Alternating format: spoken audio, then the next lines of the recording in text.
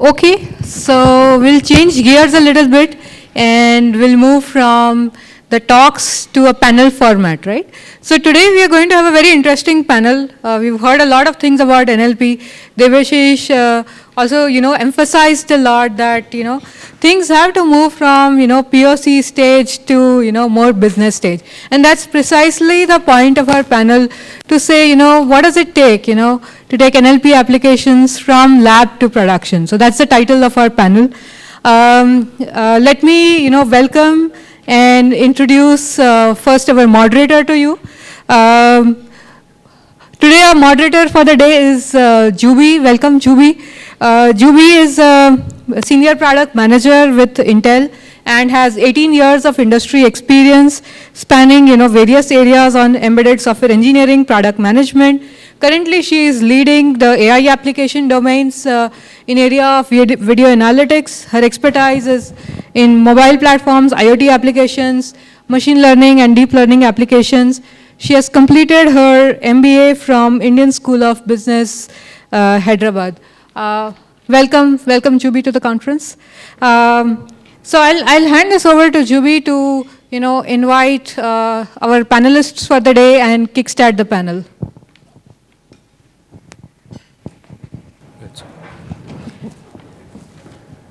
No.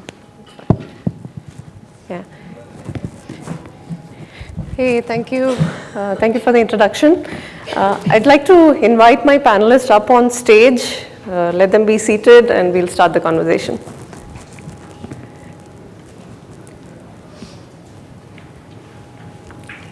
Just one mic.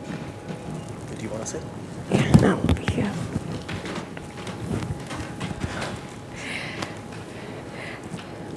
So good afternoon. So welcome to this panel discussion on NLP, taking from POC to production. Here we will have a conversation with our expert panelists about best practices of when we are taking NLP projects from lab environment, from a POC, proof of concept environment, to an actual production deployment. What are the best practices that they have come across that we can benefit from?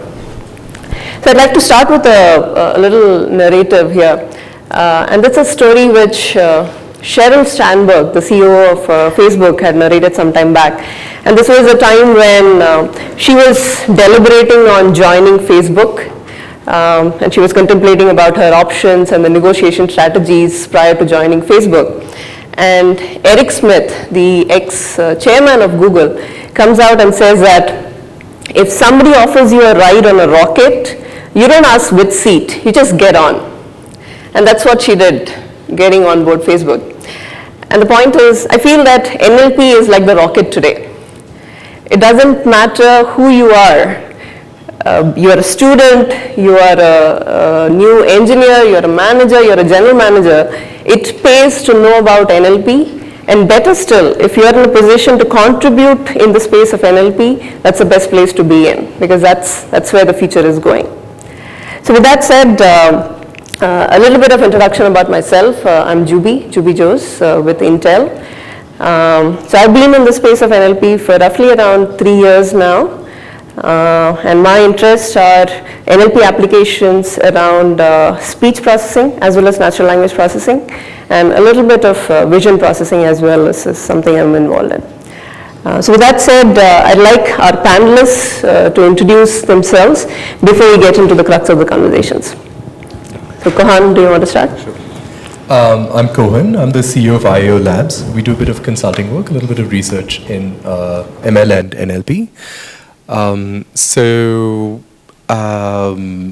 It's been about 10 years that I've been doing consulting work in the field here. So it's things have really heated up quite a bit since deep learning came about, and I think there's a lot of interesting work happening in India in the field.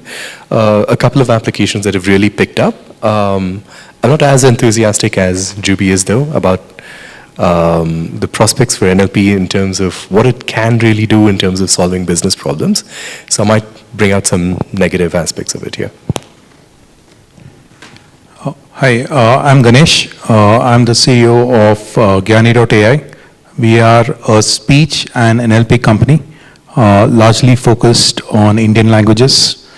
So that's speech and NLP focused on Indian languages. We are a Samsung Ventures, funded company, and focused on multiple things such as talking to devices, where it involves speech and NLP.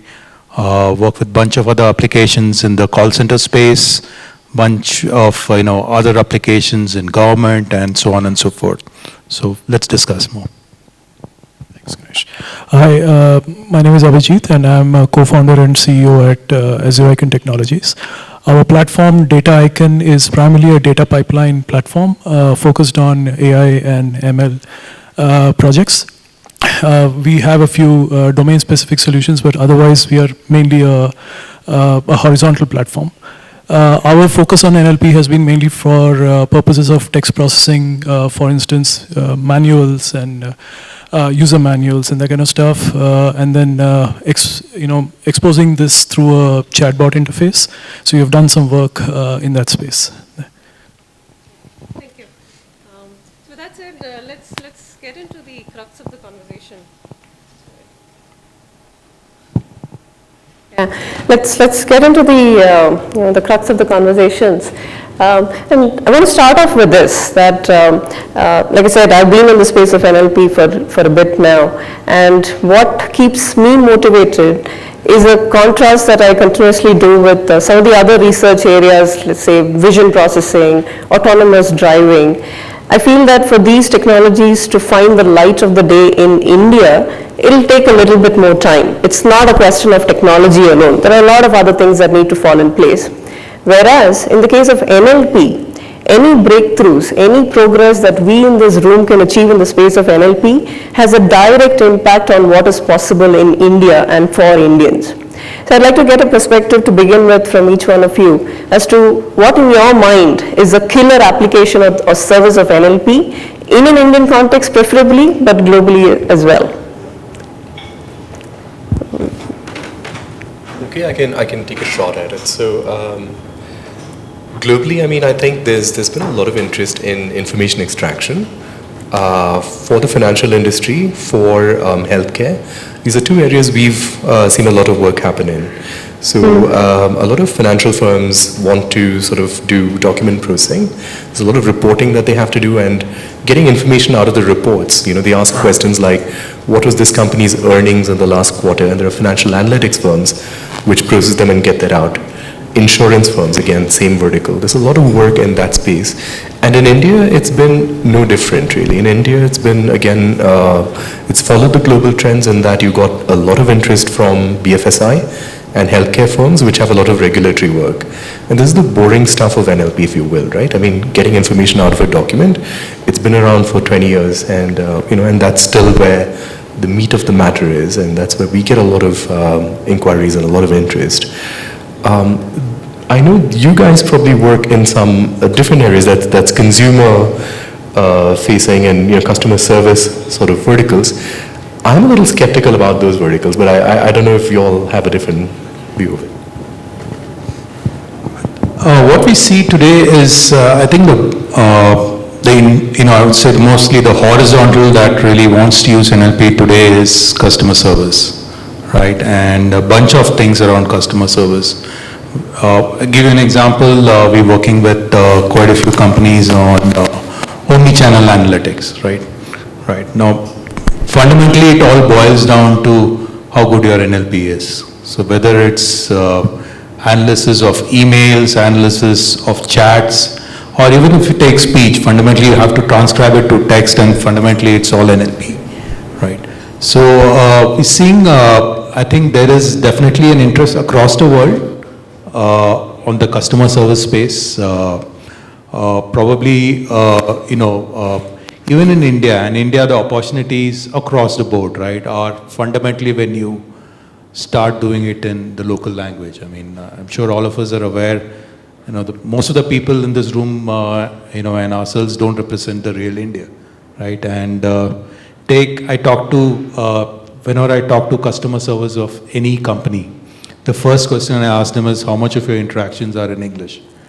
So, and which is the language that's the biggest interaction? Typically, you'll find even for higher end products, right? Even like take set-top box, any kind of product that you would think, hey, this need more English. But customer service, 50 to 70% would be Hindi, followed by maybe a bunch of regional languages, maybe English somewhere in between, right? So there are enough applications, in customer service that's going to incorporate NLP. Then there are a bunch of all the other stuff, right? Anything that, even talking to devices, right?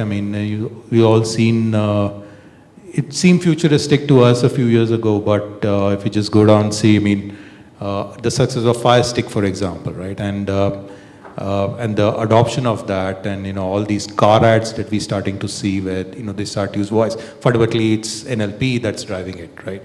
And so devices such as the low-hanging fruit are going to be devices such as TVs, where the TV ecosystem is obviously changing entirely. We don't subscribe to cable anymore, and we want to see Netflix movies. It's not putting channel up and down, but saying I want to see Amitabh Bachchan movies, right? Then you need to have the NLP layer that handles that, finds intents. Okay, right? so customer service followed by voice-enabled devices is the one for you.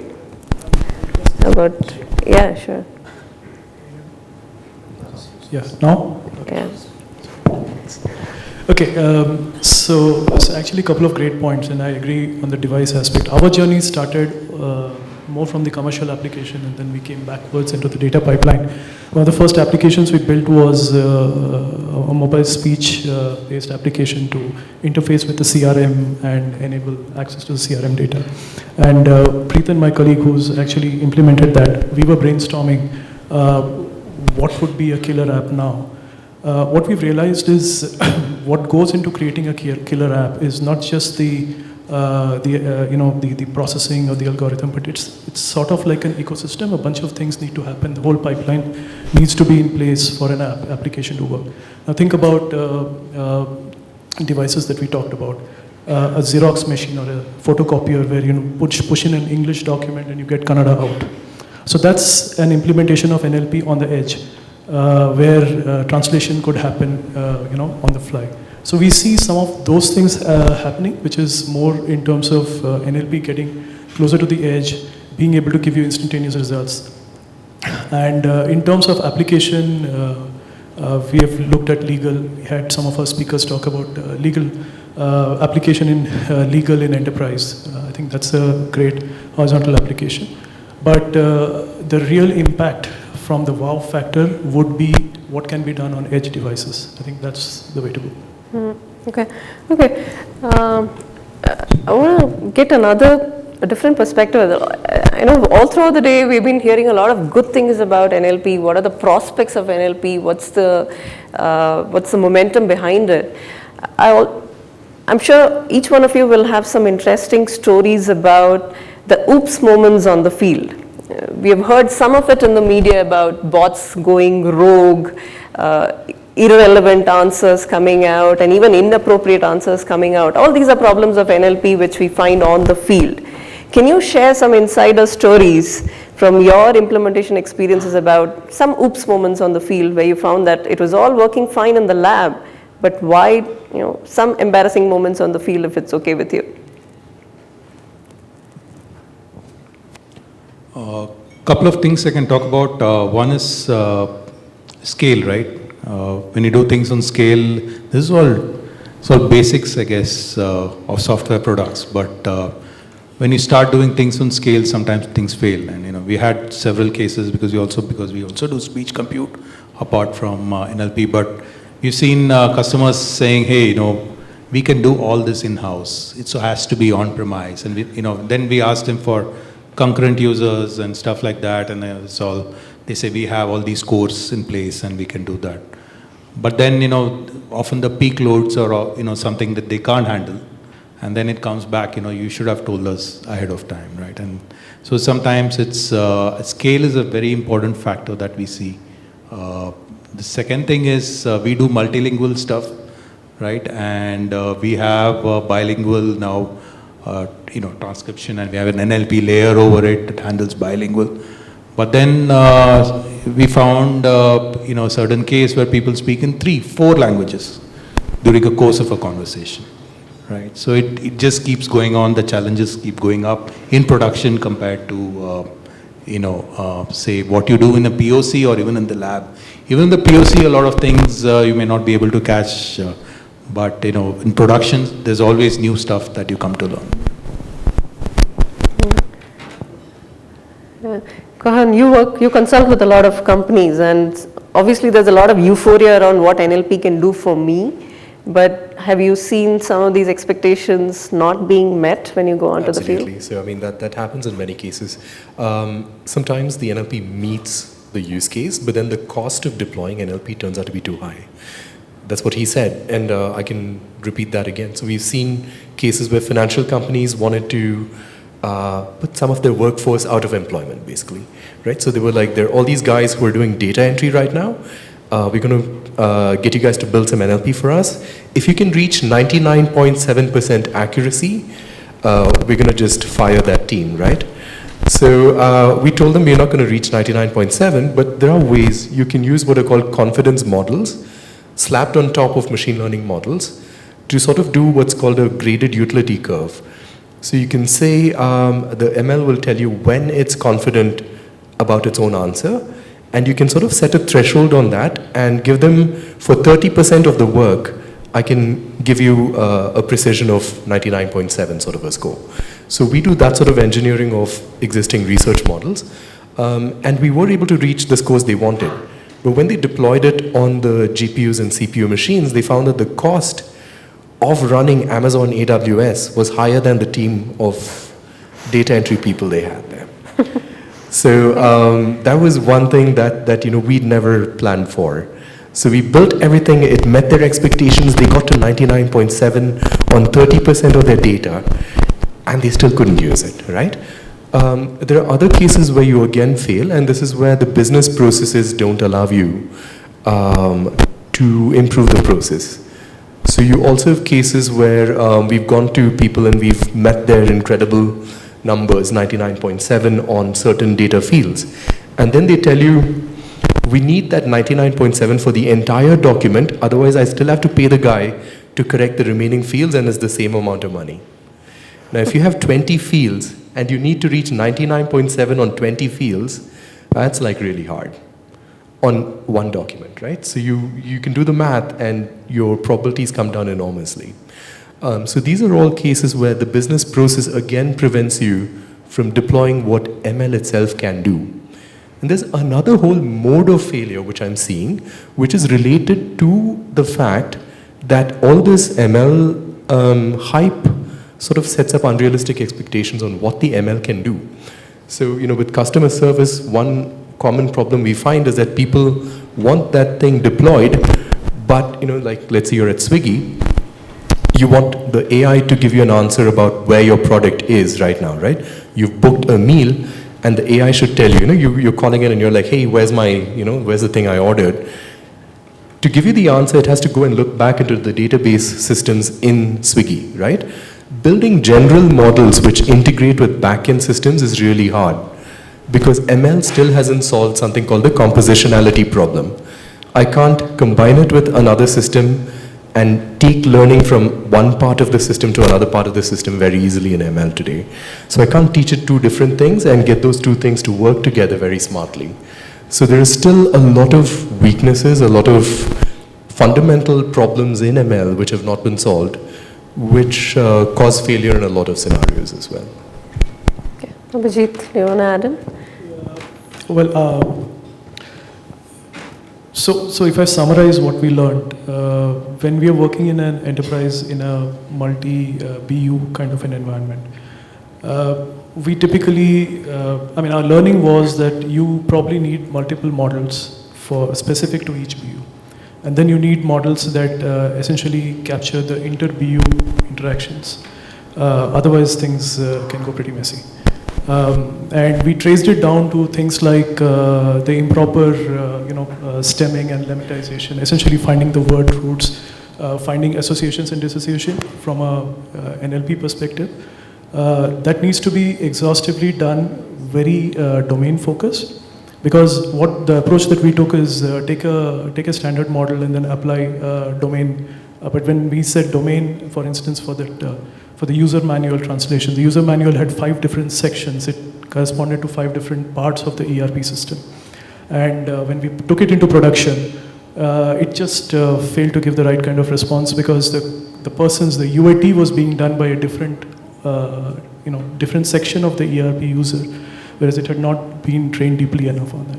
So I think the domain aspect of it, so basically it's more of a process thing.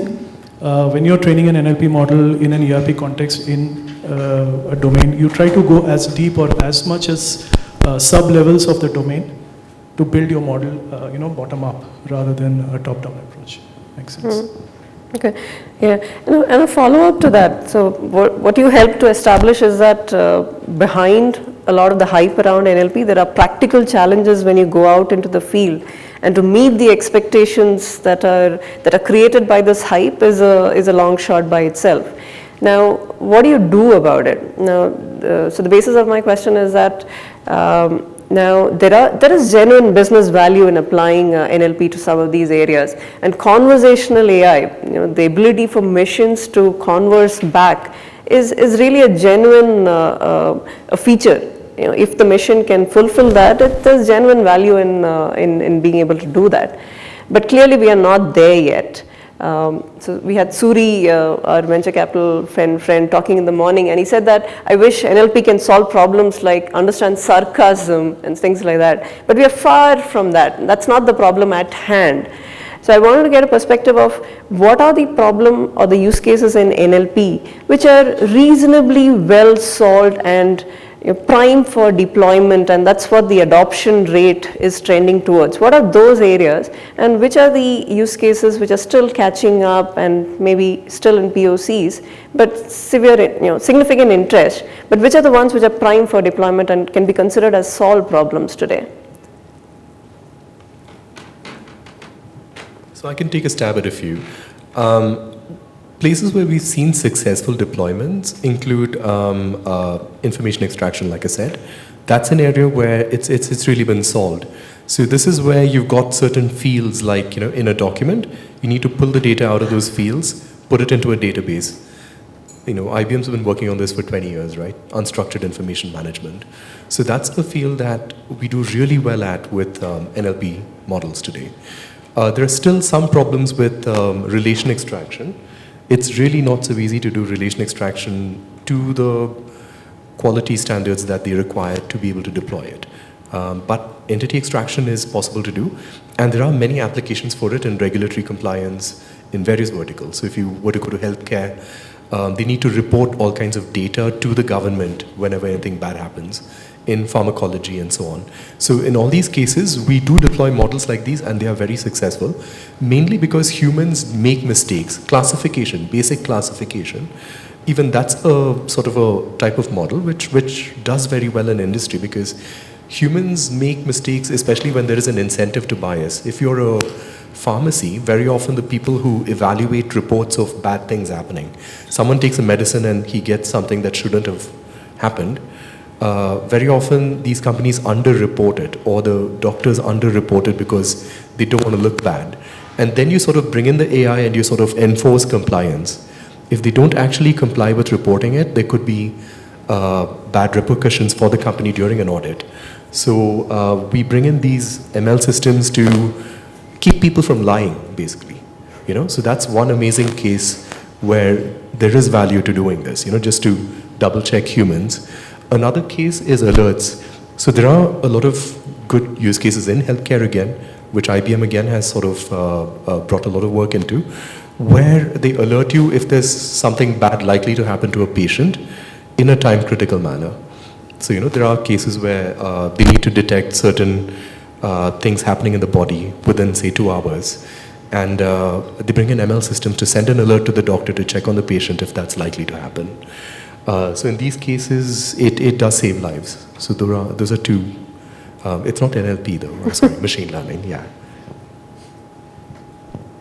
I think kind of agree with that. We actually work a lot with call centers and and customer service in general, right? And generally structured and unstructured data classification, even topic modeling.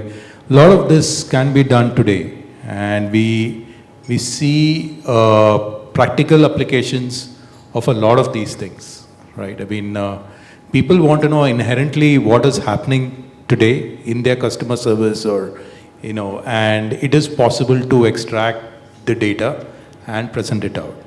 There are a bunch of other things that can happen, but where, what Juby said, right, where the real challenges come even when you're doing conversational AI, fundamentally is things like emotion, right? And like there's a bunch of research, for example, there are a bunch of products today in the industry on, how you can use tone and pitch and, find out whether a person is angry, and if he is angry, what he can do. And this works even in NLP, right? Based on the language that is used, right? And the kind of,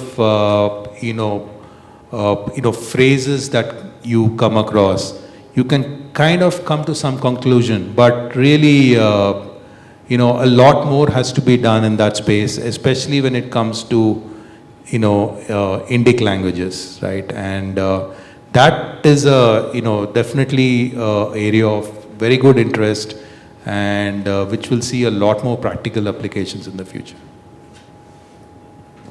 See, if you look at it from the perspective of where is the largest seed corpus available to train a model, we see there's a lot of government documentation that might be there.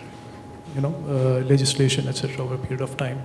Government documentation for land records and stuff like that, right? And so it's not essentially purely NLP, but also, image recognition and NLP, right? Translation of those records into digitized format for record keeping purposes. That's, I feel, an area that a lot of work is being done and can be taken forward as we speak right now.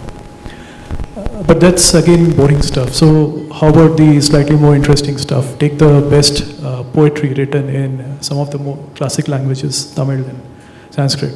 There's a lot of stuff written over there, and try to use those to build models that will help us, build point solutions for application in schools and colleges. We should probably look at that.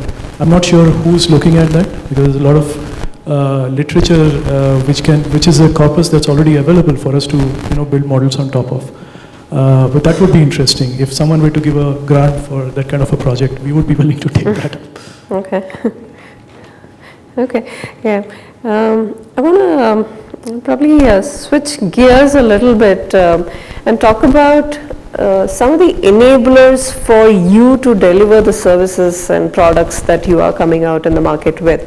And especially, you mentioned a couple of times about IBM and the fact that some of this research dates back to decades and multiple decades at it.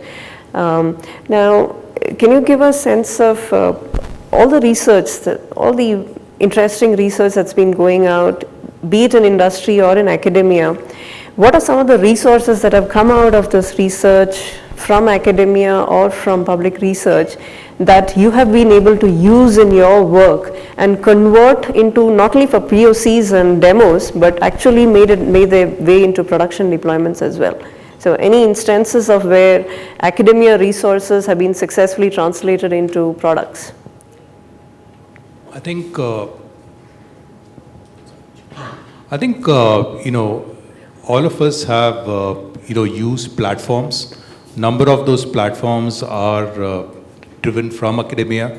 Just talking to Juby some time back about, even in the speech, we use a platform called Kaldi, right? And everybody, right from the academic in the smallest institution in India to the large corporations like Google or Microsoft, they have all built on top of this, right? And this has come out of Johns Hopkins, right? And this is like a fundamental contribution. Now all of us have spawned and forked and have our own algorithms built in place, but this is the base, right?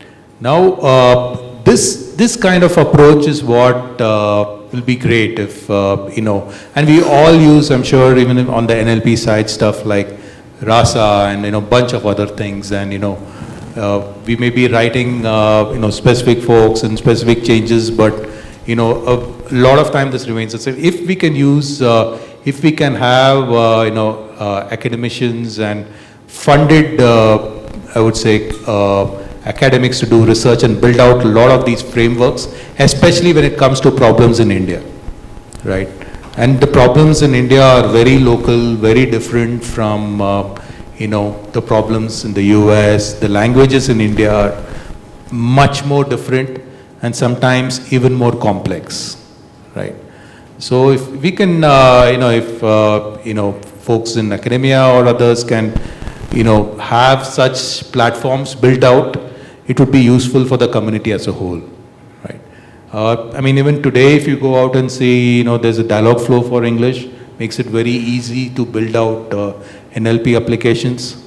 And if you really dig in deep, there are multiple platforms that you can use for NLP. But, today, how many platforms can you do if you want to do like, bilingual Tamil and English kind of NLP, right?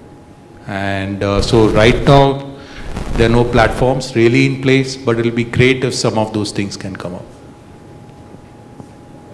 We used, we started off with Rasa, and then we actually then removed a lot of the layers, zoomed in into Spacey, and we worked with a combination of space. So we tested out NLTK and Spacey, and then we extended Spacey for named entity recognition. So some work in that space, but I kind of agree with the sentiments that Ganesh has expressed, that we need to look at building up into a platform approach and see how that can be reused. Reusable text processing is essentially what we're talking about. So there are many open source projects which had their foundation in research or in academic work. So everything starting from, I think, Sheffield University has its rule-based entity extraction platform. That's one that used to be popular. There's even, I think, PyTorch has an underlying framework, Torch, which I think came out of academic work. So there's a lot of frameworks that are in use which came out of universities. I don't know if any of them came out of Indian universities, though. So I think Indian universities still very recently had a bit of a closed-door policy on data, but I think that's changing. There's a Hindi to English translation corpus out from IIT Bombay, which is really amazing. So, there are corpora being made available now by Indian universities, and even by government. There is a government portal where you can go look for data. And so that, I think, that there's been a bit of a policy change. There are organizations where you probably can get speech recognition data as well. So I think there are resources that people have created which are really expensive to create and which engineers can use. If you just go and get it from the right academic contact or government program. Okay. Yeah. You heard our panelists on stage. We can take a few questions from the audience as well.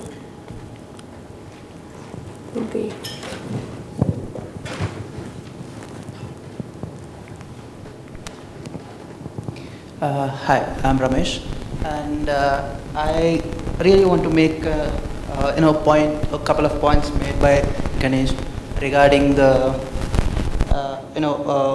when you go to someone, some company that says if they have a customer support and you ask them, they're telling that do you support English in Indian companies, right? Most of the customer support does support only in Hindi in Indian markets especially. So I think the Microsoft has that in place, right? When we log into the customer support or support@microsoft.com, it automatically takes to the particular location based on the language or the location enabled, and it enables the English or a French or a Spanish or a Hindi, right? So I just want to make that a note that yes, Microsoft has that in place, and that really helps users, end users, to chat. So what's the question? Yeah. So the question to Ganesh was, so how do you, how does a company like yours enable or how do you implement the language based on the locations, just like Microsoft has? Or do you configure something, or is there a customer, you ask the end user or customer to input something to identify the location and the language? See, there are a few ways. I'm going to start with speech first, right? And if that's your question, then you start with language detection.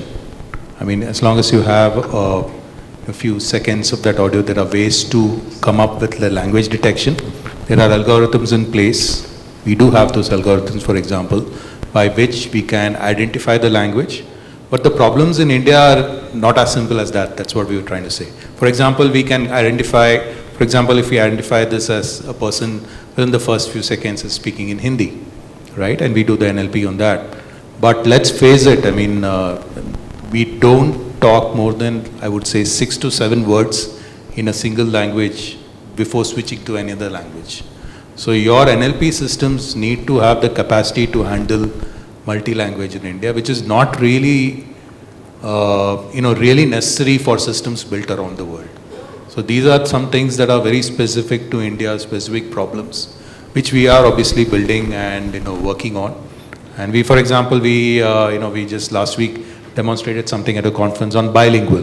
We had a paper on bilingual, which was fantastic and it came out really well. But is that the end to our problems? No, because we may speak 9 languages maybe in a course of a conversation of half an hour, right? So there are much more problems than there are solutions for today. Yeah. So I have a question primarily to Ganesh. So this is on the role of Indian startups in this India class speech and NLP problems. So for many years there has been let's say less interest from the end user product perspective from let's say the top 3 companies like let's say Amazon, let's say Google, etc. on solving these speech and NLP problems for India and how it reaches the end user products. But recently there has been a significant shift. If we see the Alexa recently came out in Hindi, it worked with code switched Hindi speech also. I tested it, it works really nice. And Google Assistant also supporting more languages.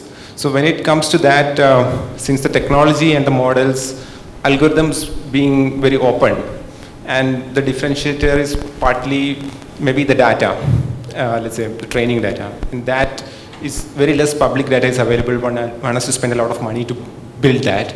So in that context, how does... Paraphrase the question a little bit. So in the morning session as well, if you remember, Suri mentioned that in one accelerator pitch, 50% of the companies that were pitching were in the space of conversational AI.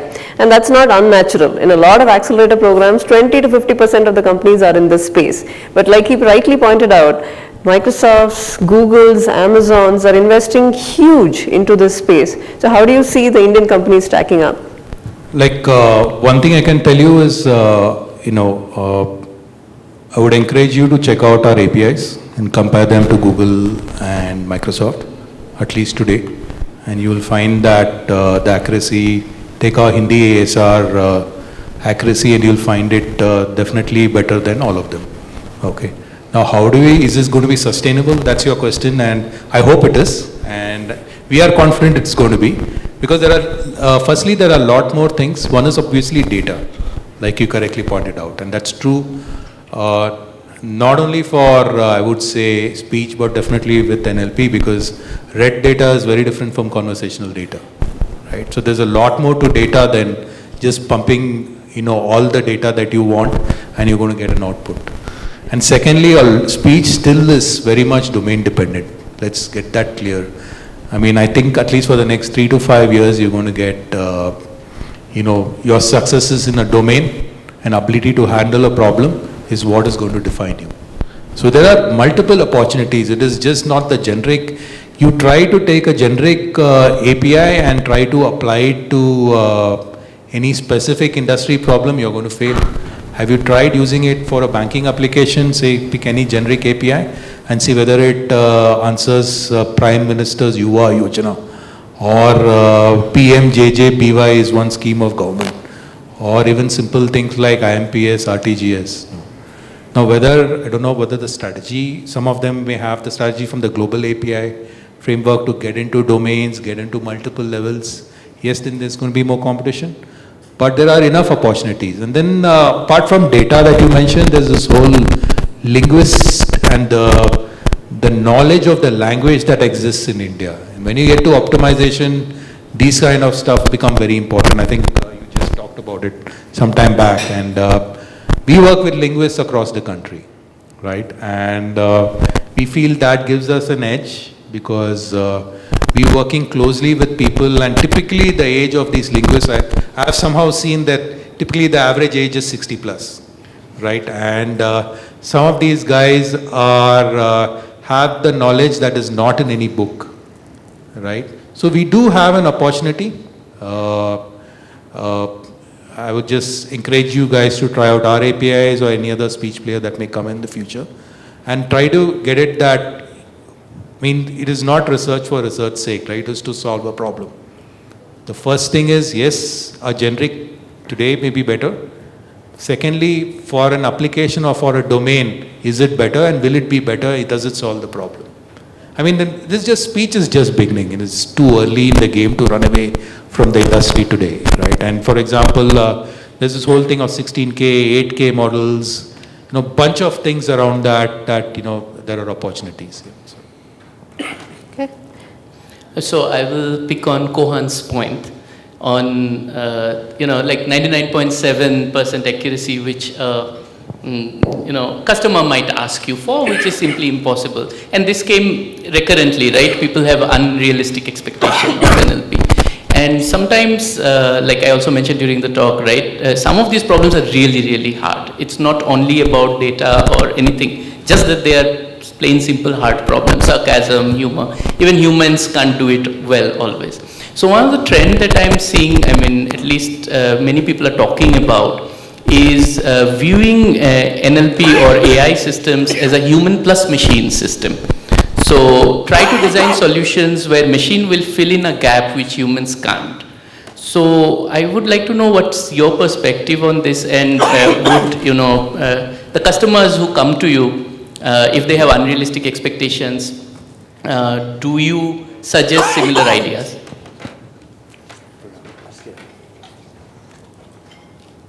No, just get some water later. Sorry. I hope it's not the question. The question was tough. That was terrible. Yes, you're asking, is there anything where the machine can be a backstop for the human? So I'm saying, let's say I come with 99.7% accuracy is what I need, and you say, no, put 2 humans instead of 10 and do it this way. Let the human do this job and machine do this job, then it gets solved much better. And so human plus machine is an integrated system, that view, instead of only machine. Correct. So, I mean, the way it's happening right now is you put the machine first and then the humans, right? So you basically ask the machine if it can solve it and what its confidence scores are. And using the confidence score, you can get a required thing. And then whatever it can't handle with that required accuracy, you pass on to humans. That's kind of the way we've been doing it right now. So it is, in a way, a human plus machine integrated approach, which lets you reach certain accuracies for certain subsets of it. Doing it the other way, I don't think it's been heavily explored, where the humans can provide something ahead of time. Because if you put the humans ahead of the pipeline, then they end up looking at all the data points first. So I'm not asking ahead of 49. Yeah. Or how do you just generally put them together? That human plus machine is my system. Got it. Got it. I mean, but that's how it is done in almost all projects today. So in almost everything today, the way you do it is you get the machine to do some amount of the work that it can sort of shave from the human's work effort. There are 2 approaches basically. One is where it tries to do part of the work completely and then throws up its hands and says, this I need to pass on to a human. And then it goes to the human, and then the human, 1 or 2 humans sit there and finish that work. So that's one approach. Another approach that's used is where the machine does it, the human does it. You check if they correspond. So there are tasks where using a single human gives you 94% accuracy. Using a single machine gives you, maybe with confidence scores 97. Now you have them cross-check each other's work. And whatever doesn't match, you pass to a second human. So you can save labor using these sorts of combinations. So either of these architectures has been used very heavily in the financial industry.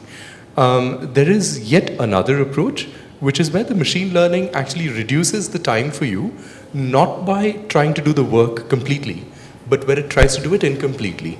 So you'll have something like a task where it sort of tells you all the high recall areas of a document where a possible error can exist. And now the human corrector goes and eyeballs only the areas marked out by the AI. So the AI is not trying to do the work completely, but it sort of suggests a way to reduce the work by using UI tricks. So this is a very close combination of UI, AI, and human things, and there's a whole space of work in that direction. It's an involved space. We'll probably have some offline conversations as well. So with that, we'll conclude the panel discussion. Thank you for being an interactive audience. And I'd like to thank my panelists as well for sharing their insights with us today. Thank you. Yeah. So just a small token of thanks. So request Hema to hand it over. Thank you so much. Very interesting. Thank you, Paul. Thank you. Always good to hear the negative, Good to know where we are going to fail. Thank you. Thank you so much.